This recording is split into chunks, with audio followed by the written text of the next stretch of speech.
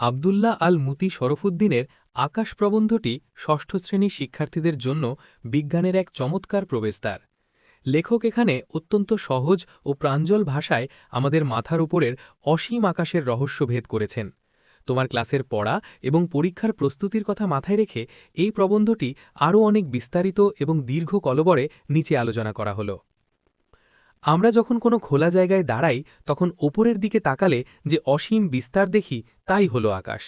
পৃথিবীর কোথাও হয়তো পাহাড় আছে, কোথাও গভীর জঙ্গল বা নদী, কিন্তু আকাশ নেই এমন কোনো জায়গা এই ধরণীতে খুঁজে পাওয়া অসম্ভব। দিনের আলোয় আমরা দেখি সূর্যের প্রখর কিরণ, যা আমাদের চারপাশকে উজ্জ্বল করে রাখে। আবার সূর্য ডুবলে সেই আকাশই ধারণ করে এক গভীর কালো রূপ, যেখানে রূপালী চাঁদের হাসির সাথে হাজার হাজার ঝকঝকে তারা আর গ্রহের মেলা বসে।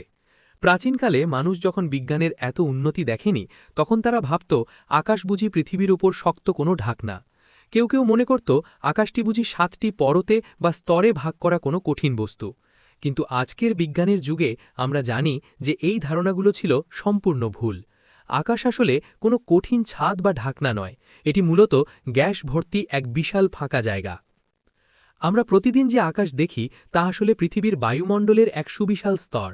এই বায়ুমণ্ডল পৃথিবীকে চারদিক থেকে আবৃত করে রেখেছে। বায়ুমণ্ডলে মূলত নাইট্রোজেন আর অক্সিজেন গ্যাসের আধিক্য থাকে, তবে এর সাথে কার্বন ডাই অক্সাইড, আর্গন সহ প্রায় 20টি বর্ণহীন গ্যাস মিশে আছে।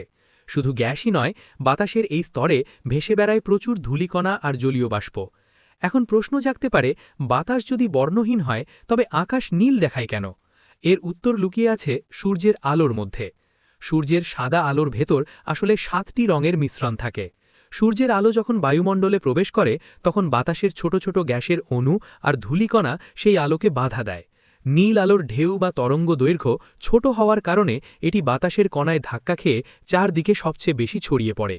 এই ছড়িয়ে পড়া নীল আলোই আমাদের চোখে পৌঁছায় বলে আমরা পুরো আকাশকে নীল দেখি। মহাকাশচারীরা যখন রকেটে করে বায়ুমণ্ডল ছাড়িয়ে মহাশূন্যে যান, তারা কিন্তু আকাশকে নীল দেখেন না। তাদের কাছে আকাশ তখন একদম ঘুটঘুটে কালো। আকাশে আমরা মাঝে মধ্যে সাদা মেঘ ভেসে বেড়াতে দেখি। এই সাদা মেঘ আসলে জলীয় বাষ্প জমে তৈরি হওয়া কোটি কোটি ক্ষুদ্র পানির কণা। এই কণাগুলো যখন ছোট থাকে তখন সূর্যের আলো তাদের গায়ে পড়ে ঠিকরে আসে এবং মেঘকে সাদা দেখায়। কিন্তু যখন এই পানির কণাগুলো একে অপরের সাথে মিশে বড় ও ভারী হয়ে যায়, তখন সূর্যের আলো আর তার ভেতর দিয়ে আসতে পারে না। তখনই সেই মেঘ হয়ে যায় কালো, যা আমাদের বৃষ্টির সংকেত দেয়। আবার সূর্যোদয় বা সূর্যাস্তের সময় আকাশের রং সম্পূর্ণ বদলে যায়। দুপুরে সূর্য যখন আমাদের মাথার ওপর থাকে তখন আলোকে বায়ুমণ্ডলের খুব পাতলা স্তর পার হতে হয়, কিন্তু ভোরে বা সন্ধ্যায় সূর্য যখন দিগন্তের কাছাকাছি থাকে তখন সূর্যের আলোকে অনেক বেশি পথ এবং বাতাসের ঘন স্তর পেরিয়ে আমাদের চোখে আসতে হয়। এই দীর্ঘ পথে নীল বা অন্যান্য ছোট ঢেউয়ের রগগুলো চারদিকে হারিয়ে যায়। কেবল লাল রঙের লম্বা ঢেউগুলোই ধুলোবালি ও বাষ্পের স্তর ভেদ করে আমাদের কাছে পৌঁছতে পারে। এই কারণেই সকাল বা সন্ধ্যায় আমরা আকাশে লালের মেলা দেখতে পাই। আগেকার দিনে বিজ্ঞানীরা কেবল মাটি থেকে বা দূরবীন দিয়ে আকাশ পর্যবেক্ষণ করতেন।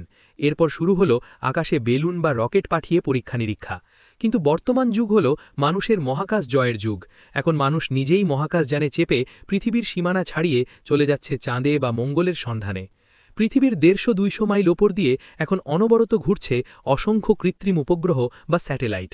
যেখানে এই মহাকাশযানগুলো ঘোরে সেখানে বাতাস নেই বললেই চলে, তাই সেখানকার আকাশ সব সময় কালো। এই কৃত্রিম উপগ্রহগুলো আমাদের জীবনকে অনেক আধুনিক করে দিয়েছে। সেখান থেকে অনবরত পৃথিবীর ছবি তোলা হচ্ছে, যার মাধ্যমে আমরা জানতে পারছি কোথায় কখন বৃষ্টি হবে বা কোথায় ঘূর্ণিঝড় তৈরি হচ্ছে। এমনকি কোন দেশে ফসলের ফলন কেমন হবে তাও মহাকাশযানের পাঠানো তথ্য থেকে আগে ভাগে জানা যাচ্ছে। আজ যে আমরা মুহূর্তের মধ্যে বিদেশের আত্মীয়র সাথে ফোনে কথা বলছি বা টেলিভিশনে সরাসরি খেলা দেখছি, এই সব কিছুই সম্ভব হয়েছে মহাকাশ বিজ্ঞানের অগ্রগতির কারণে। আবদুল্লাহ আল মুতির এই প্রবন্ধটি আমাদের শেখায় যে প্রকৃতিকে জানতে হলে বৈজ্ঞানিক দৃষ্টিভঙ্গি প্রয়োজন। আকাশ কেবল নীল রঙের একটি আবরণ নয়, এটি আমাদের অস্তিত্বের সাথে মিশে থাকা এক বিশাল গবেষণাগার। বিজ্ঞানের এই অগ্রযাত্রা ভবিষ্যতে আমাদের আরও নতুন নতুন তথ্য দেবে এবং অজানাতে জানার পথ খুলে দেবে।